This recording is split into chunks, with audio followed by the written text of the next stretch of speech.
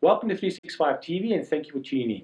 In this episode, we'll be talking to Adam White, 365 CTO, and our subject matter is DDoS. Adam, welcome to the show. Thanks for having me. Great to have you on the show again. Adam, what is DDoS? What does the acronym mean? Please, can you define this for us? Sure. So, DDoS stands for Distributed Denial of Service, and it is an attack that uses a distributed environment, so multiple sources generating the attack.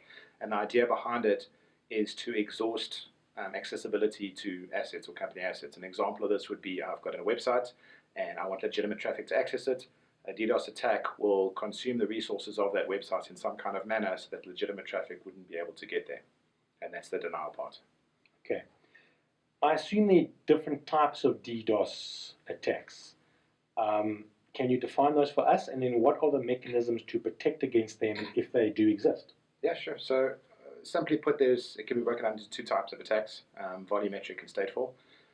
Stateful is when you try and exhaust, like I mentioned in the website example, trying to exhaust the resources in some kind of manner in order for legitimate traffic not to get there. For a website might only be able to have 20 or 30 requests per second. If I do 50 requests per second, the website won't be able to give you the content. You can also do it by things like state tables or over-exhausting firewalls or things like that. It's usually an application layer attack, and it's the mitigation against that. You usually put some kind of security device in line. Firewalls can kind of do the job if they've got an IPS, but it's not preferable. You look at some kind of dedicated DDoS appliance which doesn't have a state table preferably and can filter out these kinds of attacks against your assets. Volumetric attacks are more against how much data can I push against you compared to what you have. So if I've got a 100 meg pipe and I send you 300 megs of data, you're going to be consumed with all of my data and you're probably not going to be able to serve content to your legitimate customers or providers.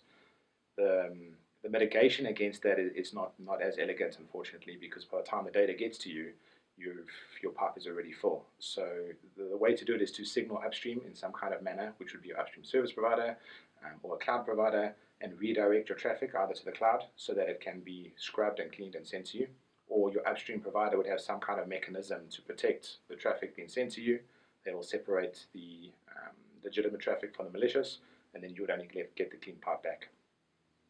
Thanks, Adam. You've actually raised a very interesting point. So whose responsibility, I think this is quite a contentious subject, is it to mitigate against the DDoS attack? I mean, you have the telco, you have tier 1, tier 3 ISPs, tier 2 ISPs, and you have the end customer. Yeah. Who has the responsibility to prevent these attacks? Yeah, I don't think there's any clear-cut responsibility, especially on the volumetric side. I would say on an application level side, that would predominantly fall on the end customer. They'd have to protect their applications in the manner that they feel see fit. On a volumetric side, if I put my shoes in a telco space, I would say, well, I'm a transport layer. I'm transporting data. Whether that's legitimate data or not is not really my problem. It's your problem that you're being attacked. The issue with that is that your end customer can't fix this. They need an upstream provider to help them. A tier 3 provider will go, well, the tier 2 provider is handling the data, so maybe it's their problem. And a tier 2 provider will say, well, it's a tier 1 provider handling the data, it's not my problem. And the tier 1 will say, well, it's another tier 1 handling the data, it's not my problem. And no one is helping each other. So we need to have some kind of synergistic agreement between providers where somebody steps in and goes, I'll make it my problem. And again, like I mentioned, there's some cloud providers where you have a cloud scrubbing center and you just redirect your traffic there. It's a fairly simple mechanism, although there are some drawbacks. But I think, and what we're seeing is a collaboration between providers that are then, joining forces to try and help prevent this kind of DDoS attack. So synergistic working together, the different levels of ISPs to prevent these attacks. How does that technically work?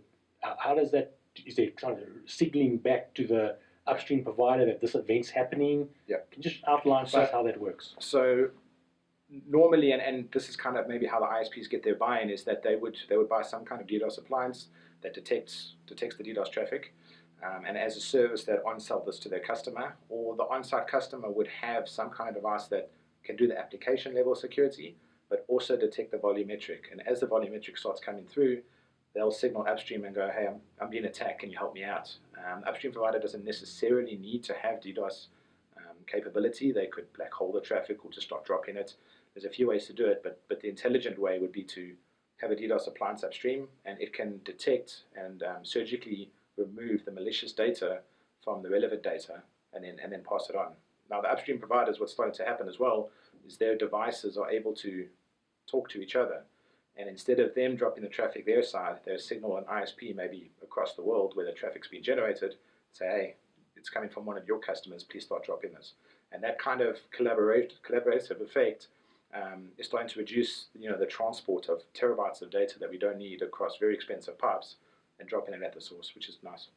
So are ISPs across the spectrum buying into this? Because I can imagine it's quite a capital expenditure and operational expenditure to deploy these kind of devices. Are they doing this? Are they buying into it? They're starting to. So I already mentioned some of the larger ISPs. In fact, they do. They've bought into it, and some of it is begrudging. But for example, they might have an IP range that they've cut up between 30 or 40 customers, but some of that IP range also belongs to them. So in effect, they are being attacked at the same time as their customers. So they need to protect themselves. But they're starting to see the benefit of offering security value-added services. Bandwidth now is starting to become quite cheap. You need to have value adds. You need to start showing why you're better than an ISP. You need to start caring a bit more about your consumer. So we're seeing quite a good uptake in this, despite the capital expenditure, and we're starting to see some really good collaborative effects between ISPs across the globe. That's good to hear. Have DDoS attacks increased, and will it get worse?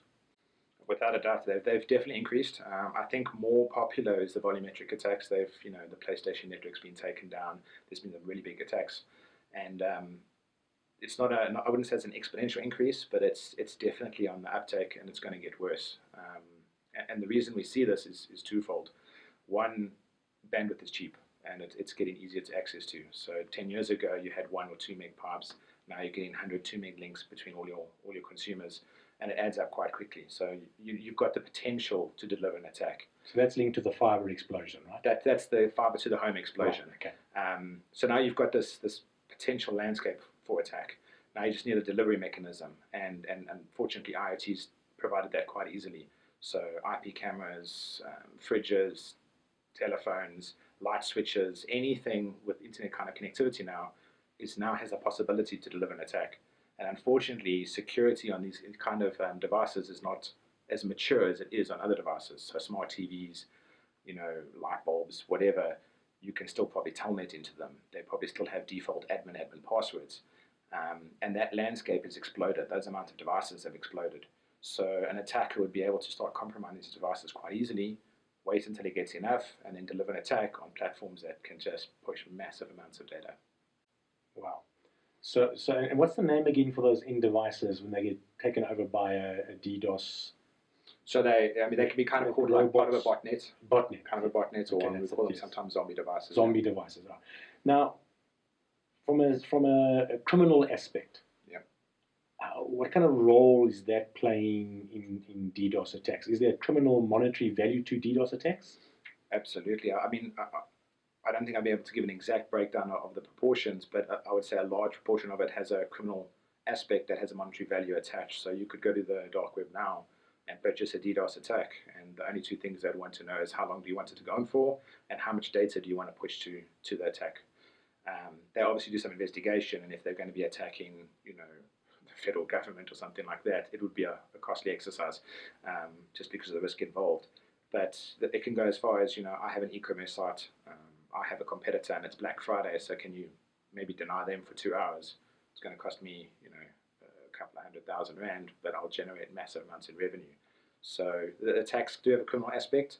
There's definitely a monetary value, but you can't rule out, just disgruntled people, kids just looking to try new stuff. That's also there. Another aspect that comes to mind is the military national security aspect of this DDoS. Kind of cyber warfare. Exactly. Is this become a cyber warfare weapon?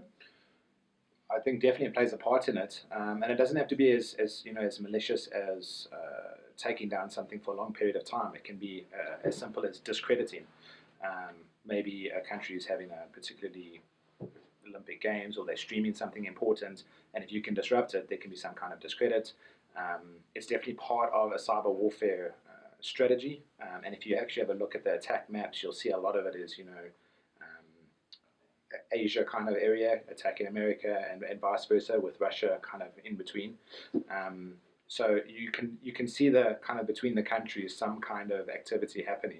Geopolitical Yeah, influence on DDoS attacks. Yeah, and I think it's difficult to say whether that's government totally initiated or if it's just large corporate to corporate initiated. But I think it would be naive to say that there's no kind of government play in there. Is there an organization that's monitoring DDoS attacks across the world, sending out warnings, updating ISPs that this is happening? Does anything like that exist? Yeah, they do. I mean, there's some open kind of facilities that monitor this, but I think the most meaningful data is actually from the DDoS vendors themselves and from the threat intelligence feeds that are provided by security vendors. Like kind of the Cisco Talos network, kind of the Arbor Atlas network. Those kinds of threat intelligence agencies have a lot of visibility into what's going where, how it's going, and can kind of give a very good idea on the volume and kind of increase of DDoS that's happening across the world. Thank you, Adam. Well, I really enjoyed this conversation. This is a very interesting subject, and thanks for your time, and thanks for everything you've shared with us. Cool. Really appreciate Thank you very much. Great. Thank you for watching 365 TV. We've really enjoyed having you with us on the show, on this episode, and hope to see you all soon. Take care and be safe. Thank you.